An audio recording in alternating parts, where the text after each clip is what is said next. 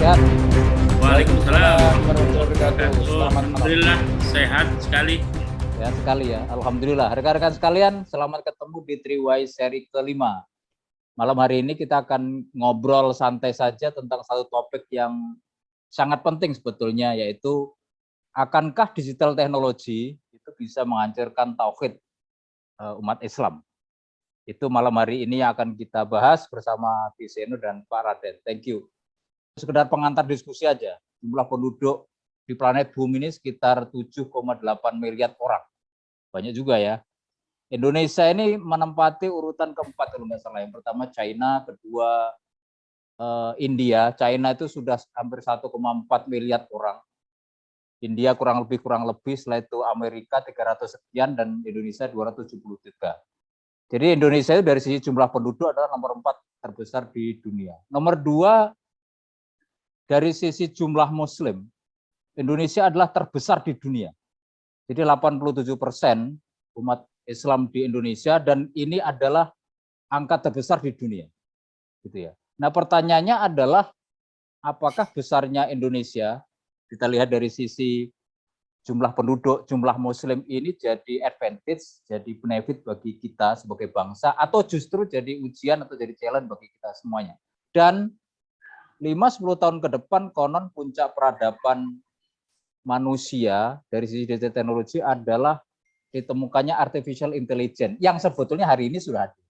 Nah, hari ini sudah ada. Kita akan bicara itu. Jadi kita akan lihat dalam kurun 5, 10, 20 tahun ke depan kayak apa sih perkembangan digital teknologi. Nanti Pak Andi akan, karena beliau pakarnya, akan mengurai ini.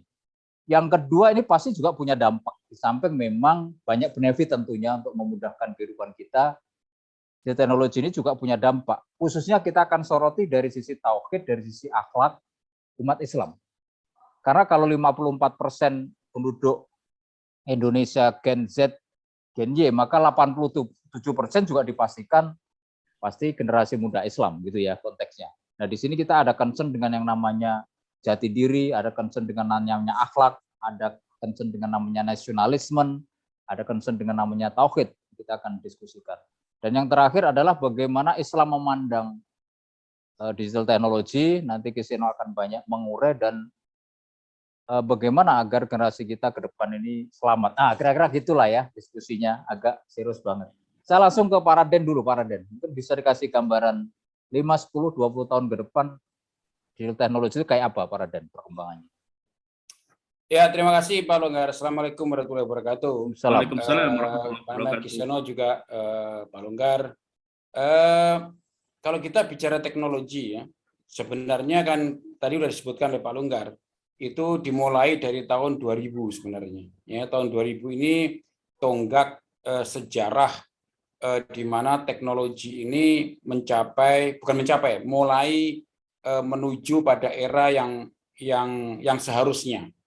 Dan perkembangannya begitu cepat setelah tahun 2000 itu, ya. Walaupun sebelumnya sudah ada teknologi, tapi batas 2000 ini menjadi tonggak seluruh dunia.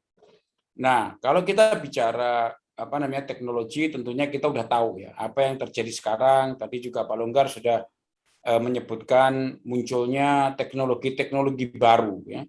Teknologi baru seperti misalnya artificial intelligence gitu yang berbasis big data. Kemudian nanti ke depan juga akan ada robotik automation gitu ya, robotic automation yang sekarang ini justru manusia memang berlomba-lomba gitu ya. Manusia berlomba-lomba untuk bisa menggantikan manusia itu sendiri. Ya, jadi manusia ini sekarang lagi sibuk gitu ya, bersemangat gitu ya, untuk membuat sesuatu untuk menggantikan dia, ya, untuk menggantikan dia. Saya nonton film terbaru ya, judulnya We Need to Talk About Artificial Intelligence atau We Need to Talk About AI. Itu menarik gitu ya, karena memang manusia ini lama-lama akan menjadi pengangguran. Ya, akan menjadi pengangguran dan tidak berguna gitu ya. Dan uniknya gitu ya, di dalam satu wawancara di film itu gitu ya, disebutkan terus manusia bagaimana gitu ya. Itu tidak ada jawaban. Sampai hari ini belum ada jawaban manusia harus ngapain gitu. Jadi memang agak lucu gitu ya. Jadi puncaknya Jadi sekarang ini manusia sedang berlomba-lomba untuk menciptakan sesuatu yang pada akhirnya membuat dirinya tidak berguna. Gitu ya. Betul. Nah, di puncaknya nanti akan ada dua komunitas gitu ya. Komunitas manusia dan komunitas AI robot. Iya, jadi akhirnya bagaimana belum ada jawaban. Belum. Bukan akhirnya bagaimana, tapi manusia ini mau bagaimana gitu nggak ada jawaban. Kalau semuanya udah dilakukan oleh robot gitu ya, pabrik-pabrik udah dikendalikan oleh robot gitu, dan bahkan ada pabrik robot sekarang ini di mana robot bisa membuat dirinya sendiri, ya, dan itu dalam waktu 2 jam selesai. Sedangkan manusia membuat manusia yang lain itu butuh 9 bulan 10 hari. Itu pun lahir bayi terus harus tumbuh lagi 17 tahun baru bisa dikatakan dewasa. Kalau robot kan enggak. Ya, ada robot bisa bikin robot yang lainnya kemudian langsung hidup, langsung kerja gitu. Nah, ini memang tingkat efisiensinya luar biasa dibanding dengan manusia. Nah, memang kalau kita lihat sejarah gitu ya. Manusia ini penuh dengan error gitu. Dengan kesalahan gitu ya. Dan banyak fraud, banyak perilaku menyimpang itu dilakukan oleh manusia. Nah, itulah yang menyebabkan manusia itu sendiri mencoba untuk menggantikan dirinya gitu, supaya tidak banyak errornya gitu. Kira-kira begitu. Nah, kalau kita ngomong masa depan itu jangan ngomong 10-20 tahun lagi, kita ngomong 5-10 tahun lagi. Sekarang sudah ada pengganti artificial intelligence, pengganti lawyer, ya, penasihat hukum gitu ya. Kemudian ada artificial intelligence pengganti dokter gitu ya. Saya tadi juga ada artificial intelligence pengganti guru. Saya tadi barusan baca lihat IG-nya seorang coach, seorang konsultan juga gambarin pekerjaan cleaning service di hotel, di perumahan, di toilet gitu. Terus dikasih tagline jelas, hati-hati yang punya bisnis di cleaning service Anda akan terancam. Jadi diceritakan seperti yang Pak Raden sampaikan, robot sudah akan mengambil peran manusia di bidang-bidang tertentu, dan hari ini sudah terjadi itu ya? Iya, sudah terjadi, dan bidang tertentu itu bukan tertentu saja, hampir makin semua banyak. Bidang. Ya, bahkan chef robot sudah ada, dijual di UK ya, di British, di Inggris itu udah dijual. Jadi chef tapi robot, dia bisa masak apapun, akan jauh lebih enak daripada chef aslinya gitu. Jadi ini kan kena menarik gitu ya. Jadi kalau kita bicara revolusi teknologi, kayak pasangan gitu juga ada robot. Kayak ada pameran di sudah China, ada sekarang. Teknologi. Sudah ya, ada. Jadi Pak Longgar kalau hidup. ingin istri yang tidak tua-tua bisa. Jadi beli robot di Jepang itu udah ada dijual. Kita nunggu Pak Raden dulu yang expert. Jadi kalau mau istri yang tidak tua-tua itu bisa pakai robot. Dan hari ini itu sudah ada. Ada, sudah ada. Itu udah dijual gitu ya, walaupun dalam konteks masih sangat sederhana. Jadi fungsinya ada fungsi tertentu aja gitu. Ya tahulah Pak Longgar apa itu fungsinya. Itu aja yang dijual gitu. Fungsi yang lain mungkin belum. Kayak fungsi masak mungkin belum, fungsi nyetir belum, tapi fungsi itu udah ada dan udah dijual gitu. Nah, inilah yang mungkin nanti kita mesti bicara gitu ya, dilema buat manusia. Bukan sekedar dilema buat umat Islam dalam konteks tauhid, itu lebih berbahaya lagi gitu ya. Karena sekarang aja dengan teknologi yang nggak terlalu canggih, dengan mobile phone seperti ini gitu ya, kita udah sangat terpengaruh keimanan kita gitu ya. Dengan berbagai macam informasi hoax bercampur aduk gitu ya, dan kemampuan manusia untuk memisahkan mana hoax mana truth gitu ya, ini yang masih lemah gitu, ini hoax atau bukan gitu. Nah, sebelum bicara imbasnya ke tauhid, ke masalah values, ke masalah moral, Pak Raden, dalam konteks profesional, let's say ya, anak-anak kita, teman-teman, adik-adik kita, teman-teman kita dari sisi pekerjaan, let's say ya, bidang apa yang 5-10 tahun ini akan pasti habis diambil robot? Ya, banyak sekarang aja kalangan perbankan itu dengan nggak usah robot ya, dengan mobile banking aja udah kehilangan 6 posisi. Ya, dengan mobile banking itu cabang udah nggak dibutuhkan. Ya, dengan mobile banking belum robot itu. Coba lihat tol itu, nggak ada orangnya semua itu jalan tol itu. Ya. Yang dulunya ada orang, nggak ada orang. Di transportasi komuter lain juga nggak ada orangnya, dulu ada orang, sekarang nggak ada orang. Itu kan sebenarnya bentuk paling sederhana robotisasi, bentuk paling sederhana. Ya, nah nantinya akan makin meluas pekerjaan-pekerjaan yang rutin seperti pengecekan, kualitas gitu ya, atau quality control, kemudian sortir, itu akan digantikan oleh robot. Jadi Dan robot akan itu jauh lebih bagus. bukan identik dengan dengan satu bentuk robot yang kita kenal, bukan itu, tapi automation-nya, dia punya kecerdasan buatannya, itu sebetulnya ya konteksnya. Iya, tidak harus bentuk fisik tidak kayak harus bentuk fisik kayak robot. Enggak, tapi automation itu sendiri itu yang berbasis artificial intelligence itu sudah dikatakan sebagai robotic automation gitu. Jadi tidak harus bentuknya robot kayak besi semua, transformer. enggak gitu. Ya, jangan. Sekarang robot bentuknya enggak seperti transformer, bentuknya kayak orang kayak kita. Ya, ada kulitnya, kemudian ekspresi wajahnya juga bisa di. Jangan ini juga bukan Pak Raden ya. Jangan-jangan. Mas saya lebih robot juga bisa ketawa seperti ini. Kayaknya lebih keren gitu masalahnya. Kan ini bukan Pak Raden ini. Dia lagi di kamar mandi. Saya robot. Dia lagi kamar mandi.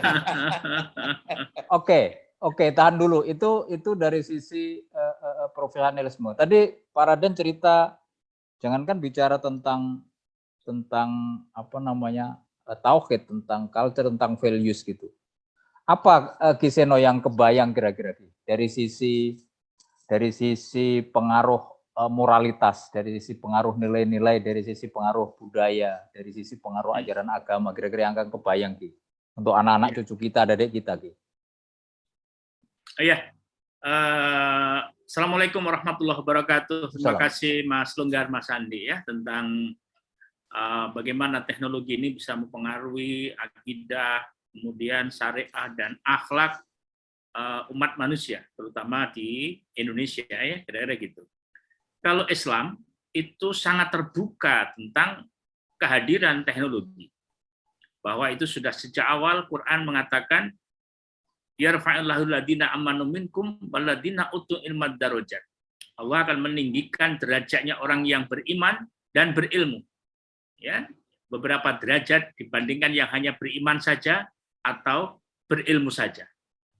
Ini Islam sudah sejak lama menggariskan orang untuk cakap terhadap teknologi. Seperti imam-imam kita yang dahulu yang sangat pakar di bidangnya melahirkan ilmu aljabar, algoritma, kemudian ilmu kedokteran dan macam sebagainya. Kenapa? Karena dia berkiblat sama ilmu dan imannya yang kuat. Nah, kemudian Nabi juga menegaskan, ya, idza mata banu adama in qata amalahu illa min salatin shadaqatin jariyatin au ilmin yungtaba'u bih. Ya. Jadi bila telah meninggal anak Adam ada 3 hal yang akan diwariskan. Yang pertama adalah sedekah jariah, yang kedua adalah ilmu yang bermanfaat. Ilmu yang manfaat itu apa? Teknologi. Jadi ini ilmu yang apa? Teknologi. Teknologi ini yang harus kita ilman alamahu wa nasyarahu, ini yang harus ilmu yang diwariskan dan disebarluaskan. Itu akan membuat perubahan manusia ke arah yang lebih baik dengan kekuatan iman yang sangat luar biasa. Nah, masalahnya adalah bagaimana pendidikan di awal anak-anak itu mampu diletakkan dasar-dasar iman, Islam, dan ihsan. Ya. Terutama ihsannya ini yang lupa kita. Ya, kalau iman oke, Islam oke, tapi ihsannya yang kurang dimasukkan ke dalam pikiran bawah sadar anak-anak kita, sehingga kalau beribadah Allah tidak hadir. Ya, dia melakukannya dengan keterampilan teknis, itu yang akan terpengaruh dengan masalah-masalah yang bersifat teknologi itu bisa mengganggu jiwanya. Konteks pendidikan yang di dalamnya ada values ihsan dari mulai pendidikan dasar tadi, parenting kita bicara ya, mulai dari di rumah itu kayak apa contoh konkretnya dalam kehidupan sehari-hari kira-kira yang ada values ihsannya. Ya, jadi semuanya harus dilarikan kepada tauhid. Itu pendidikan yang penting itu sebetulnya. Bahwa apa yang terjadi, perputaran bumi, kemudian matahari bergeser dari timur ke barat, semuanya karena Allah. Jadi gitu, semuanya harus menuju kepada Allah. Jadi dalam konteks belajar menekuni digital teknologi, itu harus membawa kita semakin mengenal Allah, semakin cinta Rasulullah, semakin mendekatkan diri, harus itu ya buahnya. Iya, betul. Harus itu buahnya, apapun pendidikan dan apapun ilmu gitu ya. Karena Oke. kan sanurihim ayatina fil afaqi wa fi anfusihim. Jadi Ya. aku berikan dunia ini kepada jagat raya dan kepada dirimu sendiri. Jadi sebagai mikrokosmos dan makrokosmos ini kan buat kita kan sebetulnya. Nah itu yang harus dikelola. Nah, sebagai khalifah fil ard mengelola itu, dan itu harus dinyatakan kesyukurannya kepada Allah. Semuanya boleh berubah, tetapi akidah dan syariah, akhlak tidak berubah. Ini ada satu statement yang menarik.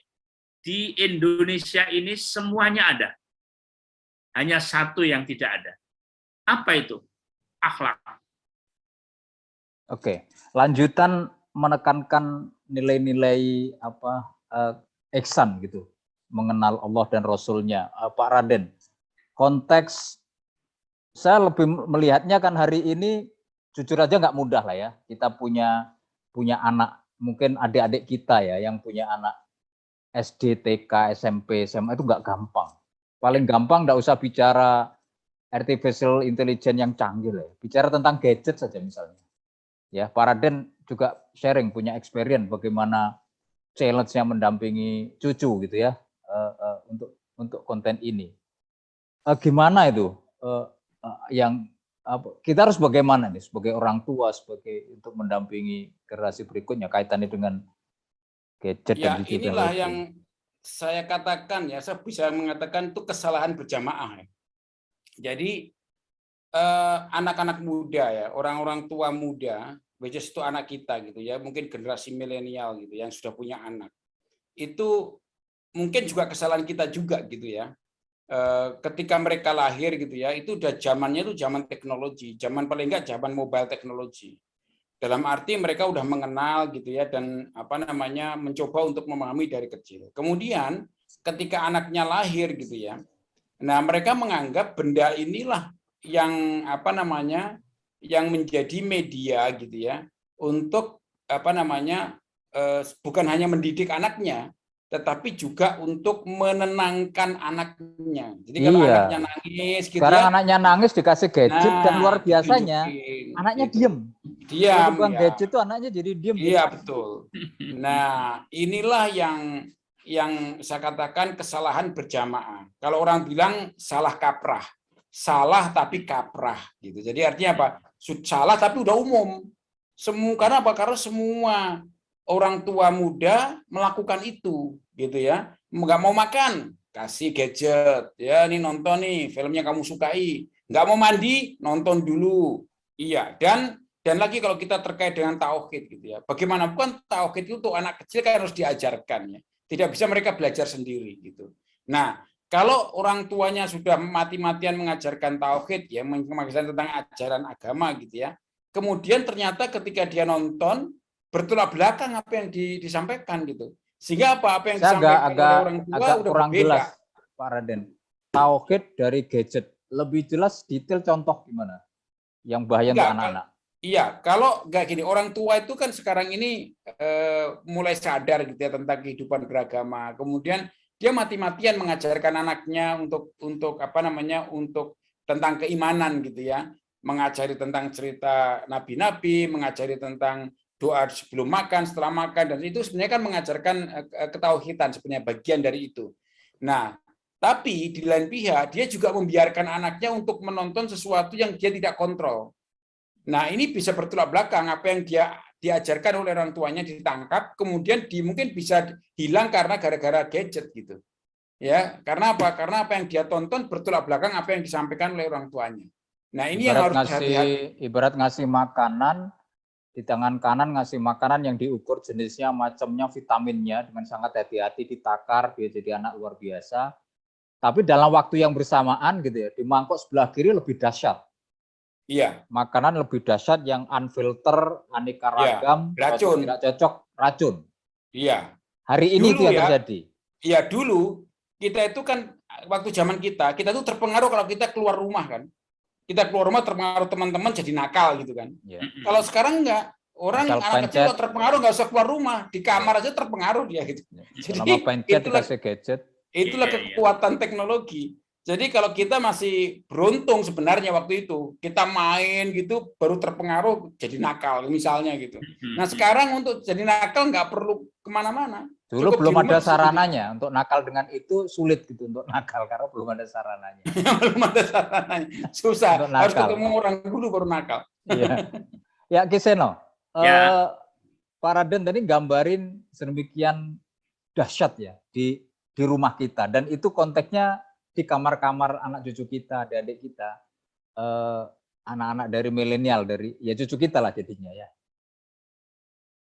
Ki Seno melihatnya potensi kayak apa sih konkretnya yang rusak dari sisi values, dari sisi mental, dari sisi tauhid tadi, dengan yang digambarkan Pak Raden? Ya,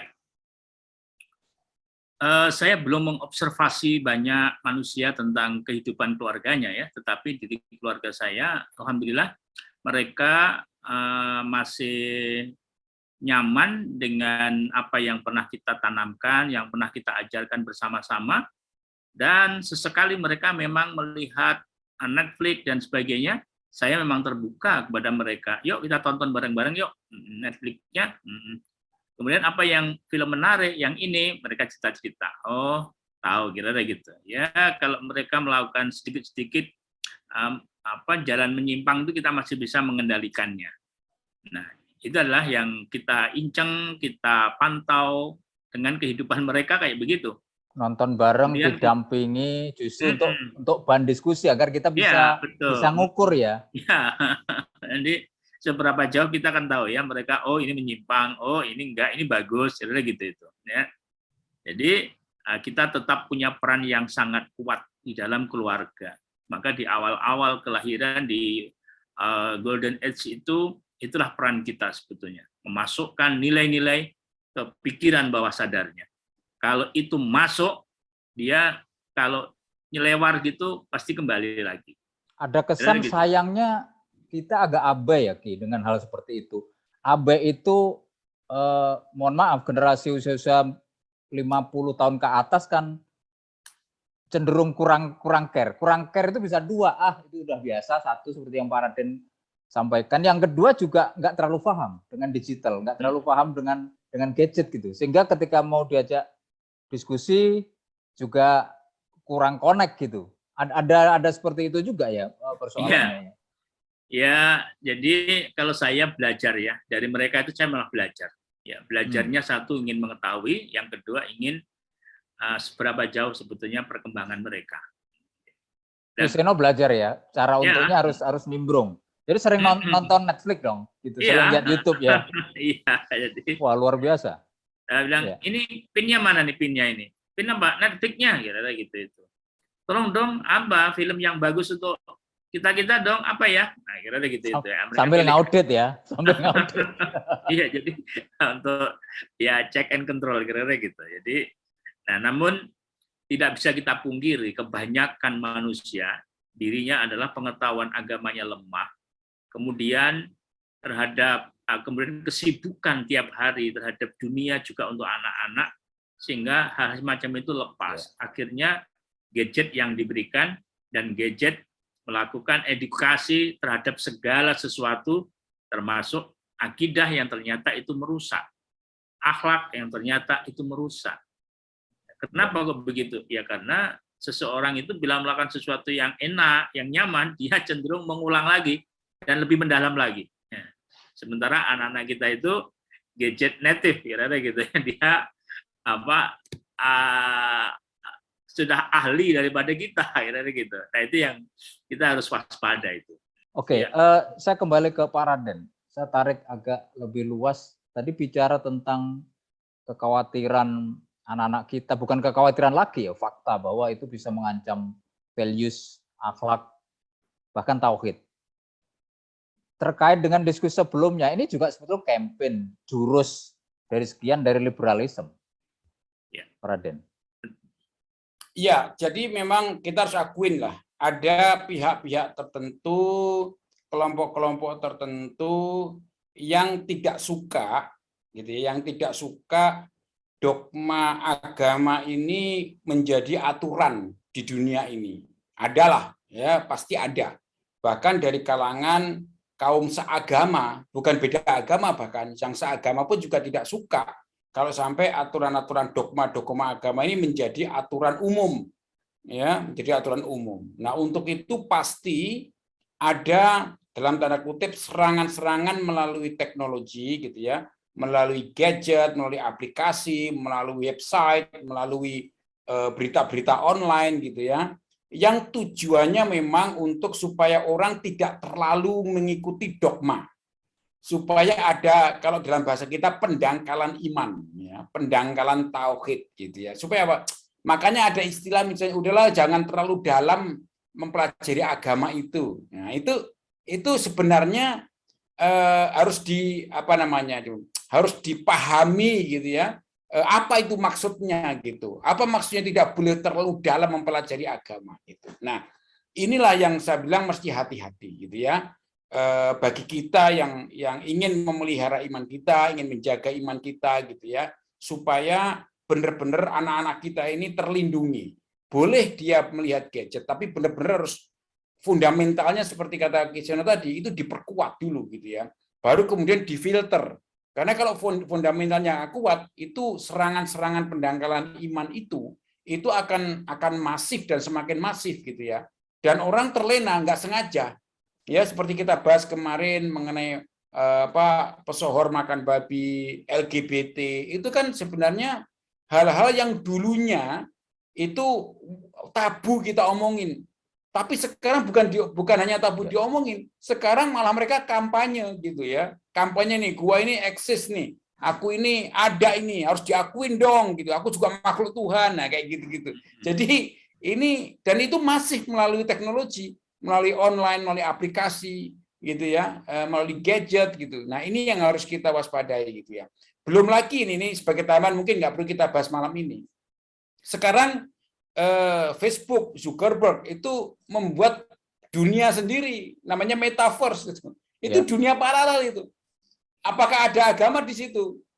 Ya pasti nggak akan ada, gitu ya, walaupun nanti kontennya tergantung kita. Itu revolusi gitu ya. terbaru digital teknologi, ya, metaverse. Iya, itu revolusi terbaru. Saya mau nanya ya. apa itu, tapi itu ya. pasti 1-2 session sendiri ya. Iya, itu nanti makin kita bicara tersinggung. Tapi maksud saya begini, maksud saya bahwa karena mungkin dunia ini sudah tidak memuaskan mereka, gitu ya, sehingga ya udahlah aku buat dunia yang tersendiri, di mana dunia sendiri itu persis seperti dunia kita, bisa melakukan perkawinan, bisa melakukan ngantor, bahkan si Bill Gates mengatakan tahun depan sudah ada orang akan ngantor di metaverse, artinya ngantornya apa, virtual, gitu ya. Jadi ini menarik, gitu ya, bahkan bisa beli properti, bisa melakukan investasi, bahkan Morgan Stanley, ya, perusahaan investasi terkemuka di dunia dari Amerika, itu melakukan investasi di metaverse. Dia membeli properti, membeli tanah, gitu ya, di metaverse. Jadi ini menarik untuk kita cermati sebagai manusia yang beragama, gitu. Ini bagaimana ini konteksnya di dalam agama? Apakah Islam masih kontekstual dalam hal ini dengan adanya dunia yang berubah dengan cepat, gitu? Itu mungkin pembahasan tersendiri. Ya, itu tadi trailer tentang metaverse. Kita akan diskusikan di next season 2-3 season. Oke. Pak Raden sudah men-state setuju bahwa ya ini memang salah satu jari jemari dari liberalisme, gitu ya. Konteksnya ini dengan sengaja memang dengan sengaja strategik dari kelompok ini. Kembali ke Kiseno, konteks tadi bicara tentang parenting, bicara tentang peran Islam, Quran, hadis. Harus bagaimana dong, Ki, kita berpijak untuk menangkal itu semua? Oke, ya.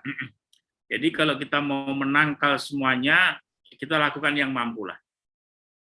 Kita lakukan yang bisa, yang mampu, apa yang kita lakukan untuk generasi kita, anak-anak kita, lingkungan kita. Dan kita harus membentuk sebuah gerakan bahwa mereka harus tetap kuat dalam masalah akidahnya. Akidah kuat, akhlak baik, teknologi oke. Jadi gitu itu. Sehingga nanti semuanya difilter oleh kekuatan-kekuatan akidah, syariat, dan akhlak dari generasi kita. Apakah itu bisa? Ya, pasti ada tese dan antitese. Ya, kira-kira gitu. Ini begini, pasti begini. Ini begini, pasti begini. Kira-kira gitu. Dan umat Islam juga tidak akan tinggal diam. Masih banyak orang-orang yang komit, yang mau melakukan perubahan-perubahan yang besar demi menyelamatkan agamanya. Karena dia punya keyakinan bahwa kita hidup tidak hanya hari ini, kita hidup sampai nanti pasca kehidupan ini. Sehingga dia akan berusaha mati-matian untuk menjaga eksistensinya. Dan itulah tantangan sekaligus lawan yang harus kita hadapi dengan akhlakul karimah dan berbasis akidah yang kuat. Kira-kira gitu, Mas Longgar. Oke, itu pasti kerja besar dan melibatkan banyak stakeholder. Pak Raden, siapa aja kira-kira? Tadi kan kalau kita summary kan persoalannya mulai dari parenting di rumah gitu ya. Mungkin juga sekolah, dari mulai playgroup bahkan sampai dengan perguruan tinggi, pasti juga melibatkan institusi pendidikan, para tokoh, government gitu. Siapa saja harus terlibat dalam hal ini dan bagaimana bentuknya, Pak Raden, strategi untuk ini semua? Saya kok pesimis kalau saya ingin mengatakan bahwa stakeholdernya salah satunya pemerintah. Karena pemerintah itu akan jauh, karena pemerintah sendiri nggak bisa memfilter. Ya, karena ke depan ya, kalau saya ngomong pemerintah bukan hanya Indonesia ya, pemerintah itu atau sebuah negara itu hanya akan berdaulat di bidang politik saja. Dia tidak berdaulat di bidang teknologi, di bidang ekonomi. Jadi ini di bidang persoalannya sosial. bukan masalah political will, ya memang nggak bisa dalam konteks memang tidak globalisasi bisa. sekarang itu nggak bisa. Nggak bisa. So, pemerintah menghentikan kripto nggak bisa. Ya kripto itu akan jadi mata uang, udah pasti itu. Ya cuman sekarang masih dilarang, resminya begitu, tapi nggak bisa menghentikan. Ya nggak bisa menghentikan. Gitu. Pemerintah nggak bisa. Jadi tinggal siapa dong? Kalau pemerintah nggak bisa. Nah, betul ya. Berarti harus kalangan agamawan, kalangan ustadz, dai, orang tua termasuk gitu ya. Nah ini harus bau-membau ini untuk membentengin. Hanya itu stakeholdersnya kalau menurut saya gitu ya. Ya orang tua, dai, ustadz dan guru pun akan sulit. Karena guru juga tidak paham juga bagaimana serangan-serangan pendangkalan iman itu dilakukan, mereka nggak paham juga. Ya, jadi mereka nggak ngerti harus bagaimana. Kalau Pak Raden bilang pemerintah nggak bisa, negara nggak bisa karena masalah globalisasi dan ini sistem. Ya. Guru nggak bisa, tinggal para agamawan, ustadz. Ini barisan terakhir dong. Iya, itu barisan terakhir. Barisan terakhir. Saya melihatnya itu barisan terakhir, benteng terakhir kita mempertahankan keimanan kita. Ya, orang tua, kaum agamawan dalam konteksnya ustadz atau dai. Ya, itu yang harus kita pegang teguh. Teman-teman sekitar ya, tapi kan kita nggak bisa jamin ya. Teman-teman sekitar kita juga ya. Jadi ini benteng terakhir untuk supaya kita bisa membentengi diri atau keluarga kita, membentengi keluarga kita untuk mempertahankan keimanan kita. Ya, benteng kita terakhir, tidak bisa mengandalkan pemerintah. Memang itu Kiseno, pendapat. Benteng terakhir para agamawan, ustadz. Ya, jadi ulama itu warasatul anbiya. Para alim-alim itu mereka adalah sesungguhnya penerus para nabi. Siapa yang akan melanjutkan dakwah itu kalau bukan nabi dan penerusnya? Dan orang-orang yang dikasih gelar sebagai warasatul anbiya ini harus melek dengan teknologi. Dan kalau tidak, harus bergabung bersama mereka-mereka yang ahli di bidang itu. Jadi sekarang sudah banyak para ustadz, para ulama yang high teknologi, mereka juga bermedia sosial yang bagus dan juga mengajarkan hal-hal semacam itu kepada generasi yang selanjutnya. Kita memang hanya itu sebetulnya yang bisa menjadi sandaran nyambung sanatnya kepada beliau-beliau itu. Insya Allah Mas Longgar, bismillah, itu tugas kita bersama. Saya belum ulama, jadi ya saya harus lebih giat untuk belajar ilmu lagi ya, kira-kira gitu. Tapi saya berusaha untuk nyanat ya, sanat ke sini, bacaan Qur'annya, kemudian ilmu hadisnya, ilmu lain-lainnya, semuanya harus bersanad dengan ulama-ulama yang hebat itu. Dan untuk bersanad sekarang lebih mudah daripada yang dulu-dulu zaman orang-orang tua kita.